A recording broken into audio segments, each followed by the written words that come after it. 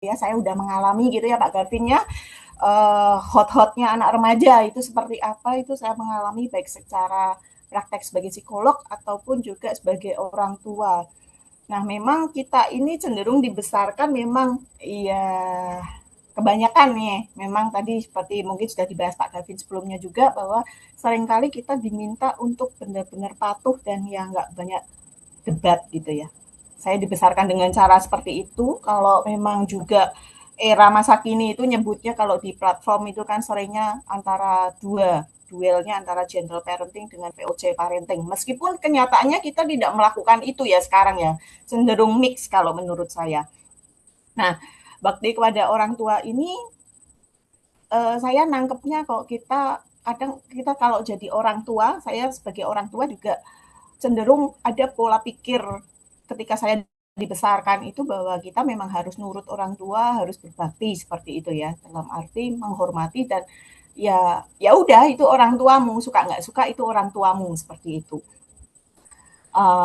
Di era masa kini itu seperti yang banyak kasus sekarang yang cukup menyedihkan kalau menurut saya itu kalau kita bicara Gen Z, kita agak membahas sedikit yang tadi mungkin Pak Garvin bahas gitu ya. Kita bicara Gen Z sekarang itu sangat-sangat sadar akan kesehatan mentalnya dan memang ya tadi kalau yang Pak Garvin katakan otentik begitu ya, otentik. Jadi mereka sangat sadar tapi tidak disertai dengan apa ya, belum bisa untuk benar-benar menyortir begitu ya. Jadi intinya dia fokusnya pada dirinya sendiri, mostly. Uh, Kesehatan mental penting kesehatan mentalnya kalau orang tua nggak sesuai dengan dia anggap banyak sekarang tanda petik yang beredar di media sosial adalah orang tua toksik di cut off saja begitu ya.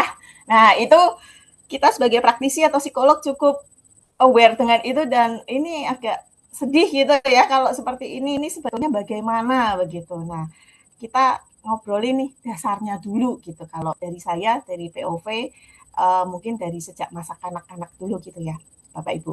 Oke. Nah, kalau dari saya menerjemahkan bahwa bakti itu adalah bentuk respect ya kalau menurut saya.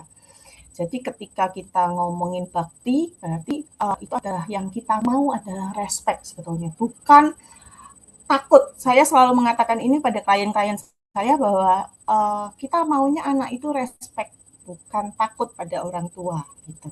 Respect karena itu lebih deep ya, lebih dalam maknanya dan ya lebih kompleks begitu. Nah, di sini yang saya ingin bahas adalah perlakuan orang tua ke anak itu sangat mempengaruhi perkembangan pikiran, emosi, dan perilaku anak. Dicatat ya Bapak Ibu bahwa sangat besar pengaruhnya di masa anak-anak itu krusial sekali gitu.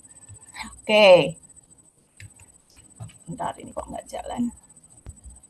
Nah, tadi sudah disinggung oleh Pak Garvin gitu ya. Tadi wah sudah disinggung nih gitu. Tadi kalau tadi Pak Garvin bahasnya yang mana ya Pak Garvin ya? Identity ya Pak ya.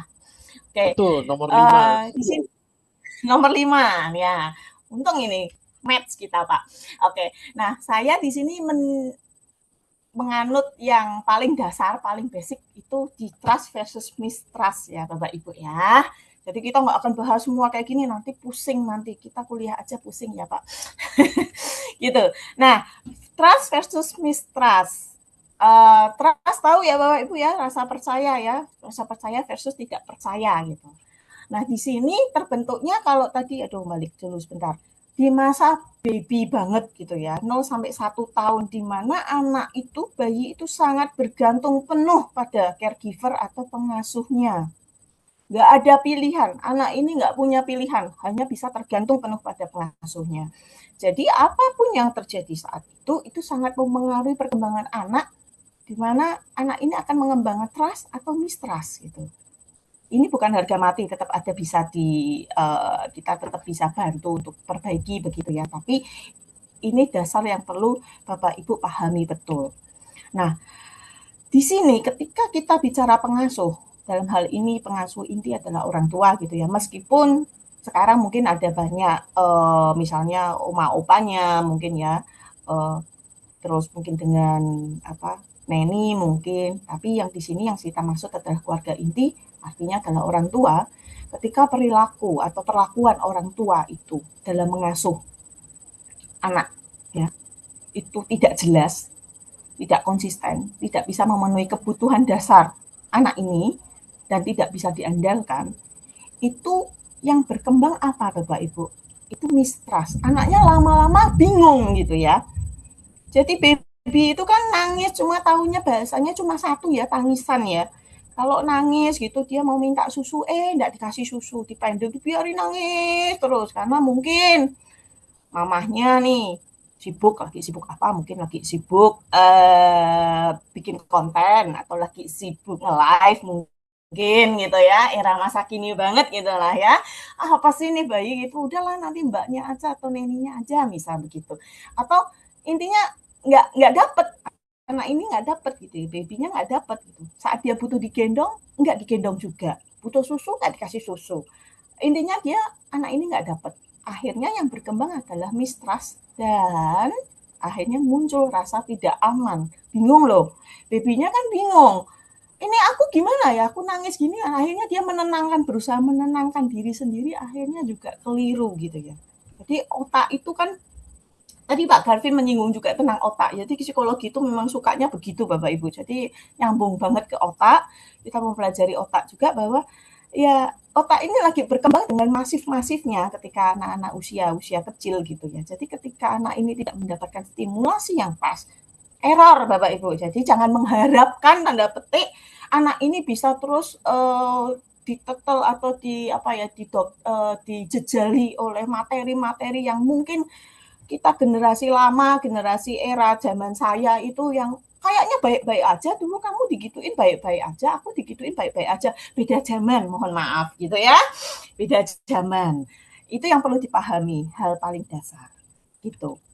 Oke, nah ketika bayi itu tadi, ketika masa anak-anak ini, mereka ini gagal untuk mendapatkan kebutuhan dasar, yang berkembang atau yang kada nancep polanya di otak, paling gampang kayak gitu ya, bahasa gampangnya itu adalah rasa takut, rasa cemas dan bingung. Tadi yang kayak biji kacang itu loh, biji almond. Nah, otak emosinya ini kerekam semua ini Bapak Ibu. Jadi eh emosi tadi kalau kita bicara otak lebih kompleks, nah itu tadi ada amigdala, ada lagi bagian yang dia bagiannya memori. Semua yang anak itu rasakan melalui panca inderanya, apapun itu situasinya seperti apa, omongan, terus mungkin situasi, suasana dan lain sebagainya, itu kerekam semua di otak, Bapak Ibu. Ya, itu yang perlu kita sadari bahwa ini krusial banget. Jadi ketika mana anak ini nggak dapat kebutuhan dasarnya tadi, paling dasar, yang berkembang itu yang ketancap di otak adalah ini ya, takut, cemas, bingung. Tiga hal yang menjadi titik krusial dari semuanya gitu ya. Oke, nah apa dampaknya kalau kita bicara dampaknya ke anak-anak apa sih gitu kan. Di sini saya mengusung adanya attachment issues. Attachment issues itu isu kemelekatan ya, kedekatan seseorang, kelekatan seseorang itu dengan caregiver-nya paling utama, significant person-nya. Nah, ketika anak ini mengembangkan attachment issue, artinya apa? Anak itu tidak secure atau dia insecure gitu ya. Bahasa sekarang anak aku insecure nih, nggak cuma sesimpel itu sebetulnya, tapi itu lebih jauh lagi lebih dalam bahwa akhirnya mengembangkan apa ya pola kemelekatan yang akhirnya itu keliru, yang anak ini akhirnya belajar dan akhirnya itu kebawa sampai masa dewasanya yang berpengaruh ke relasinya. Itulah kenapa seringkali kalau kita boleh menengok gitu ya, boleh refleksi mungkin. Kadang-kadang kita kalau yang sudah dewasa itu kok bisa ya ketemu orang kok yang begini terus modelannya gitu ya. Kok kalau cari pacar tuh kok dapetnya pacar oh yang kayak gini terus putus dapetnya gitu lagi, dapetnya gitu lagi. Kenapa nih gitu? Nah ini ada pola yang belum selesai, istilahnya begitu. Nah biasanya ini terkait dengan attachment issues ini yang ketika yang anak ini alami ketika yang mereka alami ketika pas kanak-kanak nih, Bapak Ibu. Nah, attachment issues ini bisa banget nih dampaknya ke anak-anak itu dia riskan mengalami depresi. Jangan salah Bapak Ibu, anak-anak pun bisa loh mengalami depresi gitu ya. Tidak cuma orang dewasa aja, tidak cuma remaja aja. Anak-anak sekarang bisa mengalami depresi gitu ya. Riset sudah banyak gitu ya, bahkan dari Kemenkes kemarin juga sudah ada gitu ya. Terus muncul masalah sosial. Jadi anak itu jadi kecurigaan, sulit adaptasi, sulit bergaul, ditolak temen gitu kan. Nah nanti ini kaitannya nanti tiba-tiba orang tua, papa mamanya tiba-tiba, oh anakku tuh dibully, wah itu kurang ajar nih yang membuli dan lain sebagainya. Anakku kok jadi pembuli dan lain sebagainya. Nah ini bisa kalau runtut-runtut itu kemungkinan besar ada core problem atau akar permasalahannya jauh ke belakang itu ada permasalahannya ya Bapak Ibu gitu. Sulit adaptasi ini sering saya temui pada anak-anak itu cenderung seperti ini Bapak Ibu. Kalau punya anak yang masih kecil gitu, dia kalau ke situasi yang baru gitu tuh nangis gitu ya. Takut pegangan kenceng sama papi maminya gitu kan, sama neninya, sama itu nggak bisa dilepas nangis kencang sekali, sulit untuk berhenti, sulit untuk ditenangkan. Nah, itu juga warning tuh Bapak Ibu gitu ya. Ya saya tidak takut-nakuti, cuma itu ya memang terjadi begitu. Terus anak itu juga bisa merasa kesepian. Ketika anak ini merasa kesepian, kayaknya ada anak-anak yang mengembangkan dia kelihatannya happy gitu ya, mukanya wah full senyum, tetapi dia ternyata di sekolah tuh sukanya mojok, menyendiri, terus dan lain sebagainya. Dia merasa kesepian, seringnya ke arahnya ke depresi nantinya gitu. Itu bisa gitu. Bisa juga enggak gitu ya. Tapi kesepian ini hal yang menyedihkan, apalagi mungkin papa mamanya sibuk, terus juga anaknya juga sering di neglect gitu ya, sering diabaikan gitu. Karena sibuk, udah seharian ditinggal kerja, pulang kerja juga nggak diurusin gitu ya. Oh ya pokoknya beres, cuma tanyain aja PR-mu gimana, besok ada ulanganmu nilainya berapa dan lain sebagainya seperti itu.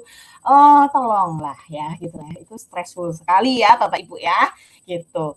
Nah juga bisa sumbu pendek. Sumbu pendek di sini saya mengacu pada ya yang lalu-lalu bahwa anak ini mudah sekali marah atau mudah sekali emosinya meledak-ledak.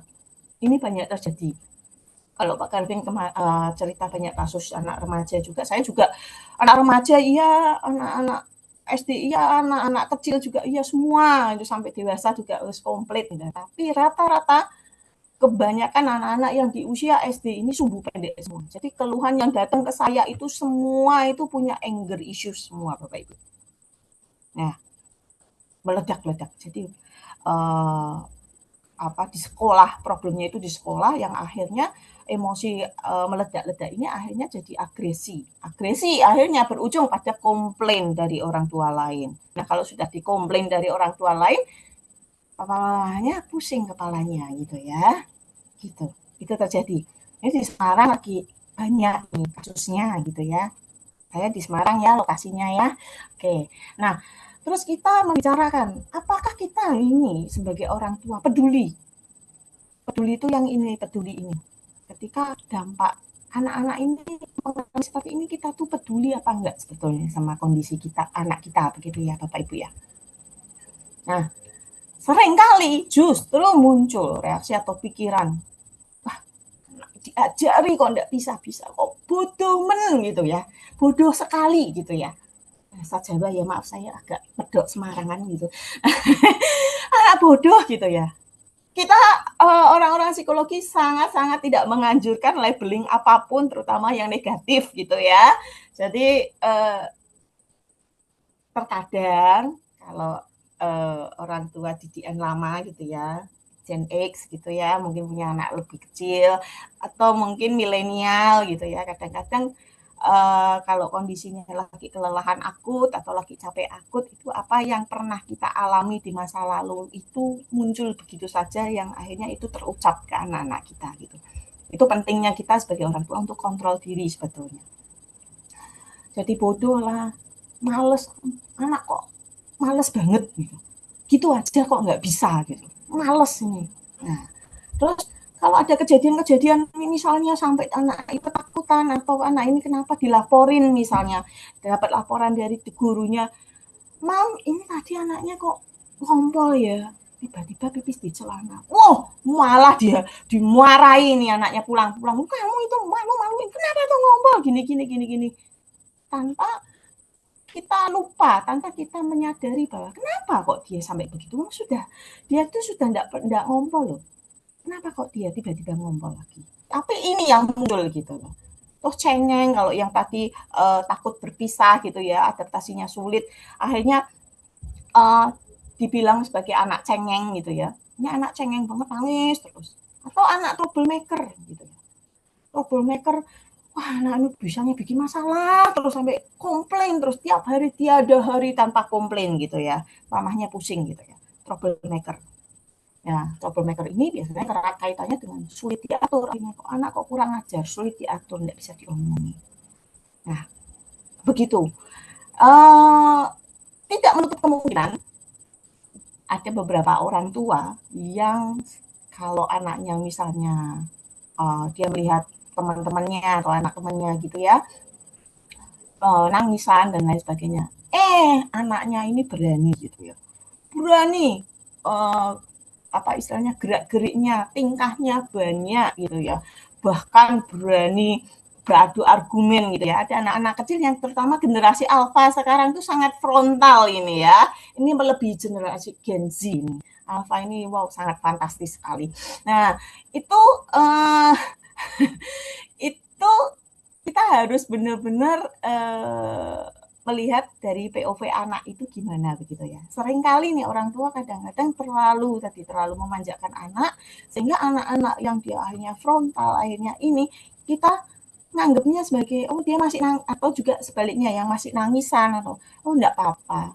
Namanya juga anak-anak. Oh ini perlu diubah ya Bapak Ibu ya. Tidak seperti itu juga gitu ya. Pola pikir kita ini yang perlu diubah begitu. Nah, terus reaksi dan respon orang tua, reaksi itu seringkali spontan ya kalau kita bicara reaksi ya. Jadi kita bereaksi, uh, terus kita kalau kita bisa menyadari reaksi kita, oh sebentar, reaksi ini kok kayaknya kurang pas ya. Oh aku marah nih, sebentar. Melakukan regulasi atau kontrol diri, terus kita relatif bisa merespon dengan lebih bijak begitu. Nah, seringkali ini dia yang sama, tapi sebenarnya ini hal yang berbeda.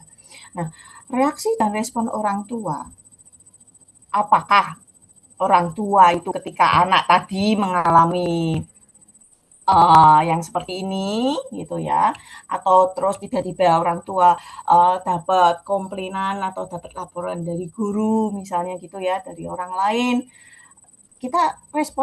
reaksi dan respon orang tua gimana ketika mendengar itu? Apakah kita oke, kita suportif terhadap anak dalam arti kita cari tahu dulu deh gimana toh sebetulnya apa yang terjadi begitu, atau kita abai gitu ya, ini si mamanya sibuk tadi, sibuk ya, pokoknya sibuk urusan dengan HP-nya gitu ya. Anaknya nggak boleh main HP, tapi mamanya main HP terus gitu ya, itu nggak fair gitu ya. Itu juga kita perlu ngerti nih, atau juga bisa juga, langsung dimarahin gitu ya. Apapun reaksi dan respon orang tua itu berpengaruh pada perkembangan psikologis anak. Nanti kalau lebih jauhnya lagi yang nanti Pak Karvin sebutkan itu kan kebutuhannya ada gitu ya, perkembangan psikologis anak dari sisi psikologis itu ada gitu. Nah kalau ini berpengaruh pasti ini kalau saya bisa ngomong pasti berpengaruh. Nah kalau kita kembali lagi mengacu pada kata respect itu mutual ya Bapak Ibu ya, bukan satu arah tapi dua arah. Jadi kalau kita bicara being respectful atau kita ada sikap atau perilaku kita mau anak itu menghormati, menghargai, itu tuh dipelajarinya. Anak-anak itu belajarnya dari interaksi. Interaksi itu berarti interaksi nyata gitu ya, bukan interaksi media sosial, bukan interaksi semu atau dia hanya nonton TV aja gitu, bukan, tapi interaksi nyata dengan orang lain. Nah, being respectful menghormati, untuk bisa menghormati, menghargai itu tuh dengan kata-kata dan aksi nyata. Jadi enggak omong doang, tapi ada actionnya gitu ya. Dan ini sifatnya adalah mutual, dua arah ya Bapak Ibu ya. Nggak ada tuh satu arah, nggak ada. Gitu. Nah ini yang mungkin uh, sedikit berbeda, dan saya kurang tahu ya, mungkin kalau Gen X yang memang apalagi boomers gitu ya, kalau yang masih punya boomers gitu, yang masih punya opa oma gitu, yang atau buyut gitu ya, itu sulit memahami atau sulit menerima bahwa respect itu mutual. Kenapa sih kok harus mutual? Nah, kita ini yang berada di tengah itu milenial itu cenderung bisa ke atas dan ke bawah gitu ya Pak Kevin ya. Kita menyesuaikan gitu ya. Kita generasi yang boleh dikata adaptasinya bagus lah. Kita memuji generasi kita ya Pak Kevin ya. Oke, mutual ya sekali lagi. Nah,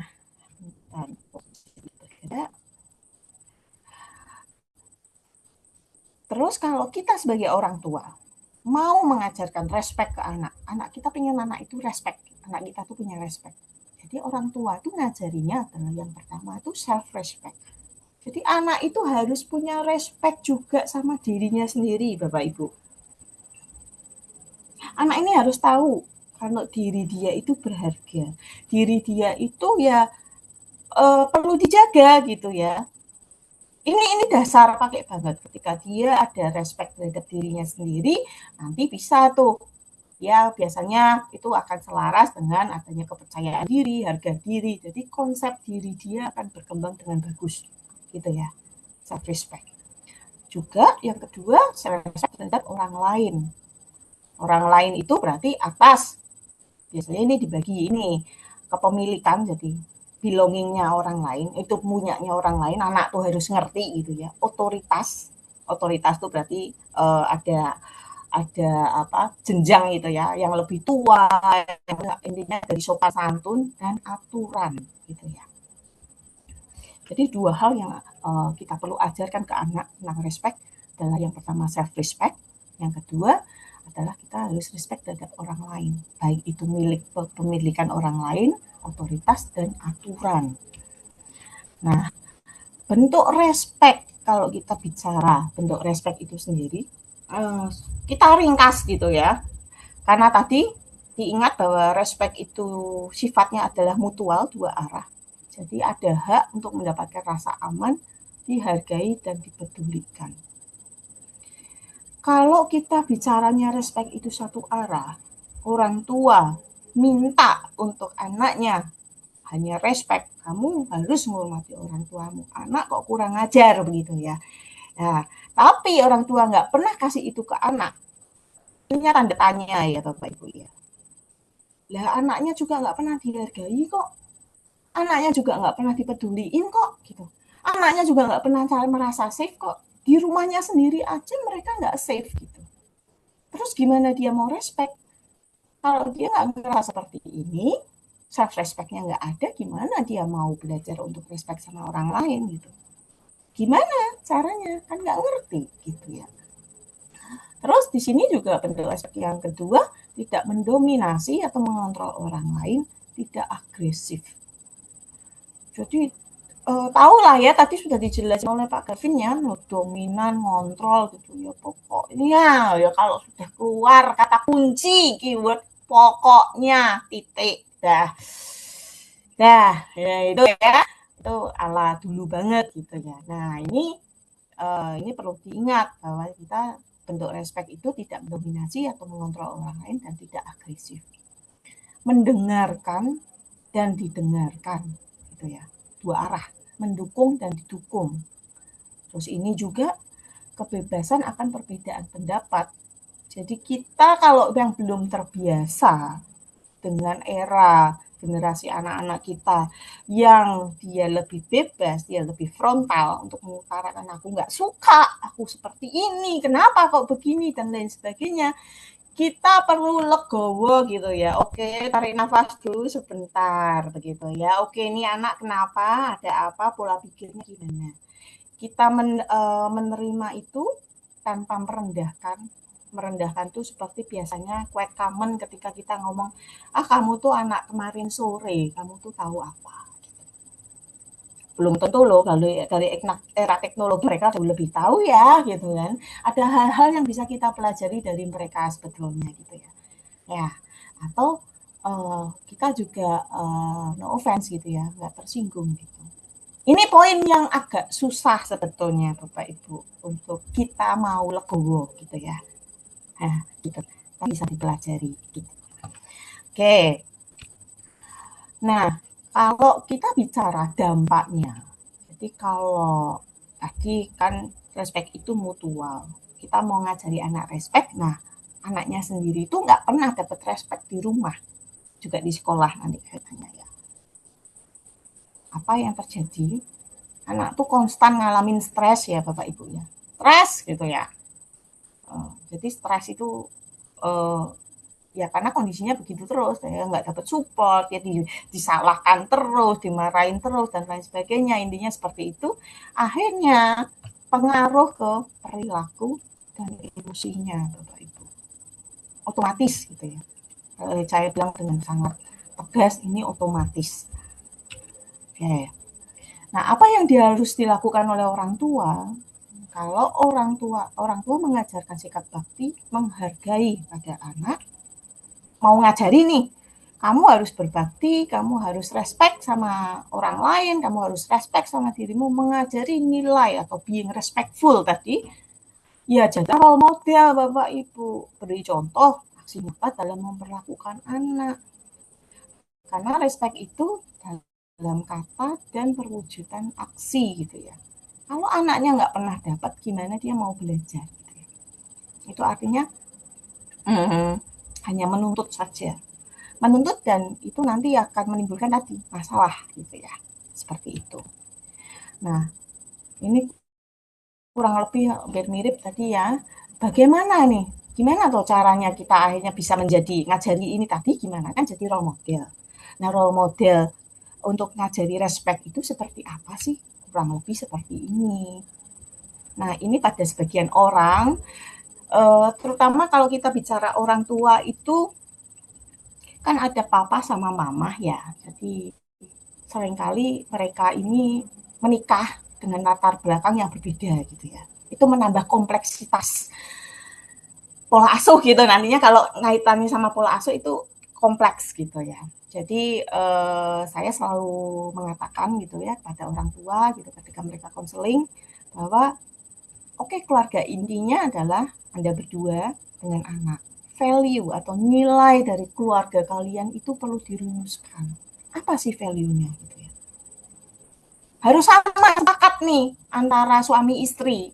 Nah kalau enggak nanti bingung. Papahnya mungkin dibesarkan dengan sering dibandingkan. Jadi anak itu harus berkompetisi. Anak itu nggak boleh nggak apa diturutin terus. Harus dia kompetisi. Gitu. Anak satu kasih saingan, kasih adik gitu. Oh pokoknya yang seperti itulah gitu. Jadi anak tuh harus kompet gitu ya. Sementara mamahnya mungkin nggak seperti itu. Mamanya dibesarkan dengan belas asih yang dia tidak pernah dibandingkan sama sekali. Anak itu ya harus dijaga gitu ya. Harus dijaga, terus harus divalidasi. Tidak jauh Bapak Ibu. Gitu ya. Jadi ini perlu dicari titik temunya dulu. Gitu ya. Nah, caranya setelah oke, sepakat nih, oke ya kita sama nih, oke. Satu hal kita pengen anak berbakti, kita pengen kita dapat respect dari anak, oke kita jadi role model caranya gimana ya belajar untuk mendengarkan aktif tuh tanpa judgement ya tadi tanpa menilai tanpa menyalahkan bahasa Jawanya itu tanpa maido gitu ya tanpa ya tanpa menyudutkan lah kita dengerin dulu sebetulnya kalau kita mau mendengarkan hal positif yang bisa bisa dapatkan apa Bapak Ibu kita tahu persis cara berpikir anak itu seperti apa. Jadi kita nantinya ketika nanti sudah masuk masa remaja, kita jadi lebih ngerti cara masuknya ke anak ini gimana toh. gitu ya. Cara kita bisa input mungkin ya, kita mau ngasih dia belajar untuk apa istilahnya, belajar untuk problem solving gitu. Caranya gimana gitu. Kita jadi ngerti. Oh ternyata dia tuh pemahamannya baru sampai sebatas ini dan lain sebagainya. Jadi itu bisa diperoleh saat kita ini mendengarkan aktif. Jadi sama anak kita menjadi pendengar aktif. Terus yang kedua asertif. Asertif itu artinya kita modelnya diskusi gitu ya tentang batasan atau aturan gitu. Seringkali kita maunya, oke, okay, ini apa? Kamu nggak boleh ini gitu. Loh, nah kenapa aku gini-gini kalau makan coklatnya sehari sekali aja gimana ya? Yang intinya gitu. Ayo diskusi gitu ya. Sesuai usia tapi ya, gitu ya. Jadi ini bisa aturan itu disesuaikan di anak di keluarga kalian gitu kan ada value-nya aturan yang tidak bisa dinego yang mana yang bisa dinego yang mana gitu. Nah, terus kita juga belajar nih untuk memahami anak dengan seperti ini mendengarkan aktif otomatis kita juga berusaha untuk memahami anak. Kita mencoba untuk melihat dari POV atau point of view anak gitu ya. Jadi kita punya empati. Kalau kita memiliki empati sama anak gitu ya, kita punya perasaan yang belas asih ke anak kita gitu ya, empati dengan apa yang mereka rasakan, kondisi mereka. Itu tuh kalau kita bicara kedekatan Bapak Ibu gitu ya.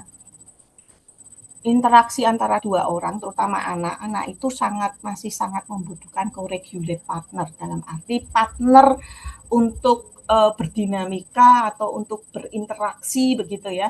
Nah, ini sangat anak itu belajarnya reaksi, belajarnya cara handling sesuatu, belajar untuk empati. Nah, ini dari co-regulate partnernya. Di sini yang dimaksudkan adalah ya co-regulate partner ini ya ini tadi caregivernya orang tuanya gitu ya. Jadi kalau kita mau anak kita punya empati ya orang tuanya juga harus berempati dong gitu kan. Itu nanti anak akan belajarnya dari situ. Dari action real gitu ya.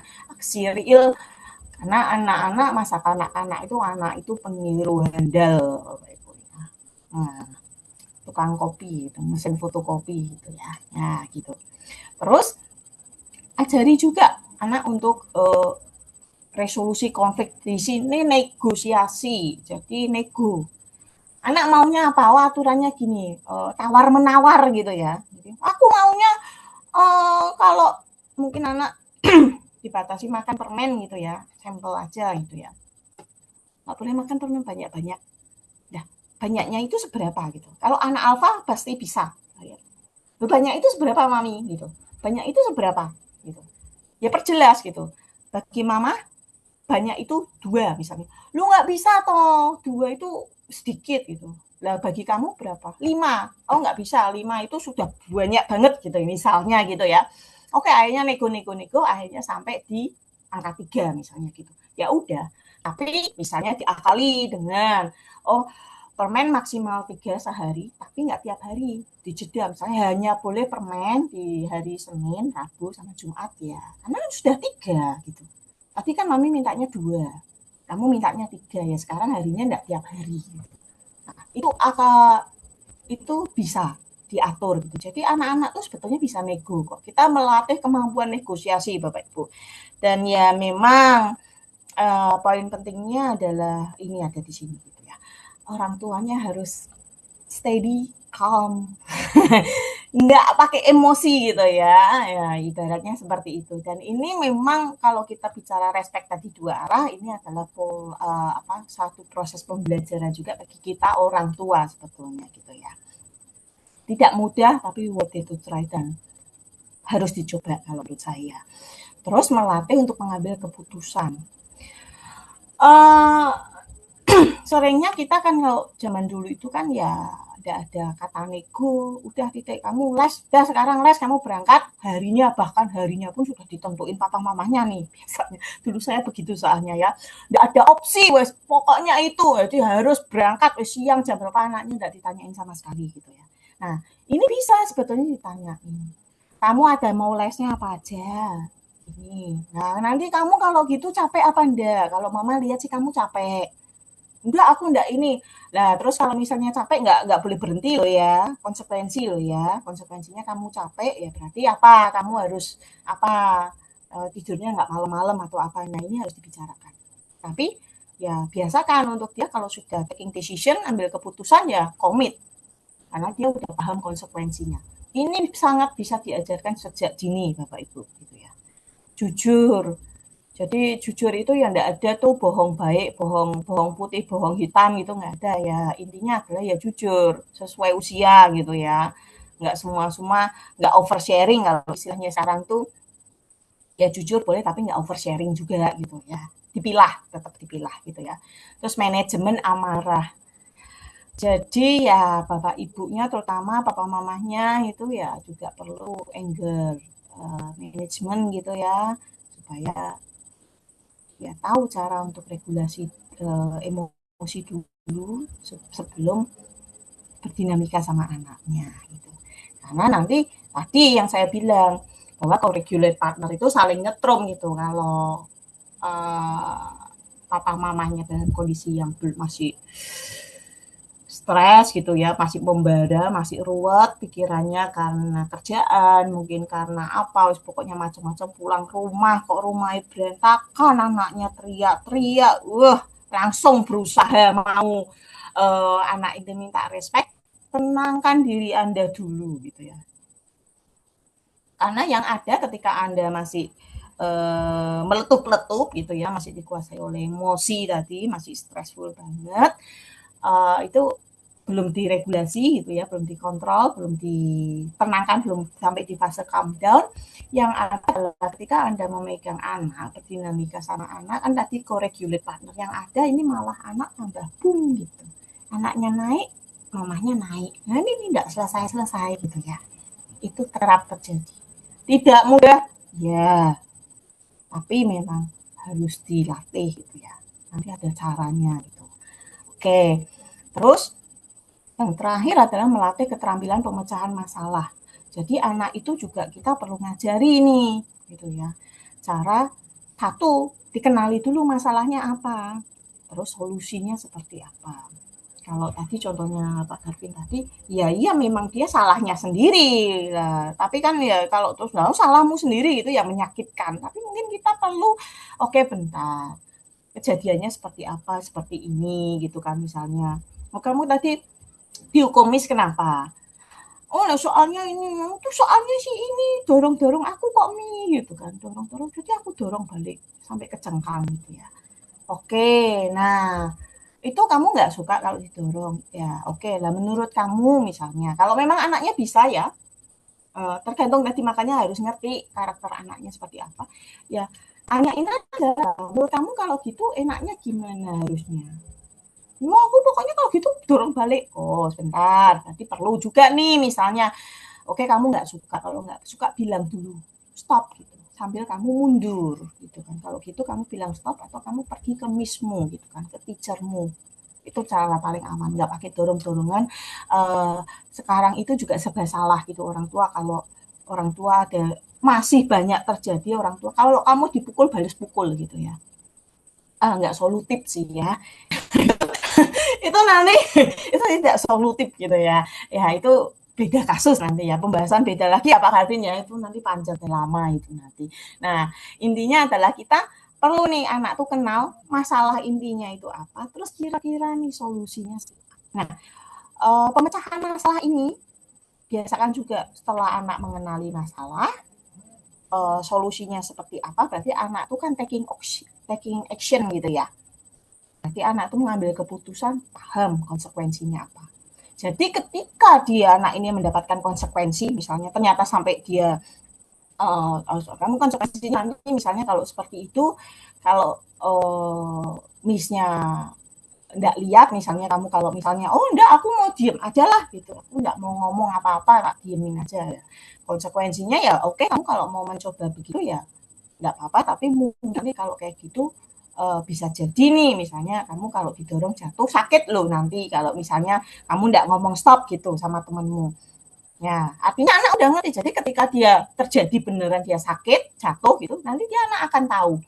Mama tadi aku ini karena aku diem aja nggak ngomong stop, akhirnya beneran loh mah aku tuh jatuh. Jadi tanpa kita harus, nah kan mama sudah bilang itu pasti terjadi gini-gini. Nggak usah juga ditambah-tambahin bumbu ya Bapak Ibu ya. Anaknya sudah mengerti sudah. Gitu ya. Oke, sudah selesai. Jadi bahasan saya singkat aja. Terima kasih. Saya kembalikan ke moderator ya. Oke, terima kasih Bu Lili. Ini bahasan sangat menarik ya hari ini dari Pak Garvin, dari Bu Lili ya.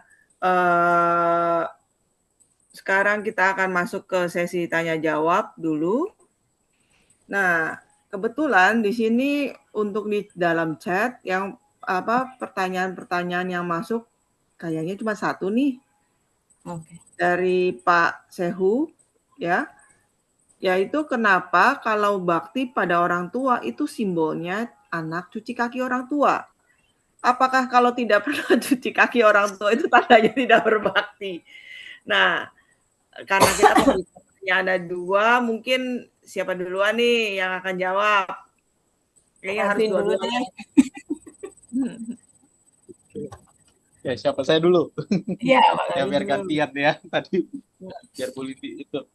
Oke, kalau saya ya, ini kalau jadi sebenarnya saya lihat nih simbol cuci kaki itu ada di beberapa budaya selain kalau yang secara budaya Chinese mungkin kalau ada Pak Ardian mungkin beliau lebih jago ya menjelaskan secara filosofi Chinese ya.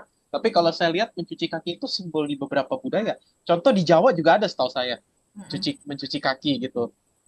Dan setahu saya ini mungkin nanti Bu Lili yang bisa lebih ngomong. Setahu saya Waduh, di agama Kristiani Nasrani Ya, juga Yesus ya ada, mencuci ada. kaki ya. ya. Nah, itu ada di beberapa culture. Nah, kalau ini saya coba memaknai ya, mencuci kaki itu kan berarti menunduk ya. Menunduk kerendahan hati, ya melayani. Jadi simbol kalau anak cuci kaki ke orang tua, melayani di usia tua nantinya kerendahan hati, anak rendah hati. Jadi seperti itu. Tapi kalau nggak cuci kaki ke orang tua, tanda nggak berbakti kayaknya enggak juga sih ya. Simbol aja kali ya. Dan kalau bisa ya bagus gitu ya. Tapi enggak bukan berarti langsung nggak berbakti. Itu sih sepemahaman saya. Jadi saya lihat ini sesuatu yang ada di berbagai budaya, melayani dan kerendahan hatinya yang ditekankan. Karena kan mesti menunduk basuh kaki. Kira-kira seperti itu kalau dari saya mungkin Bu.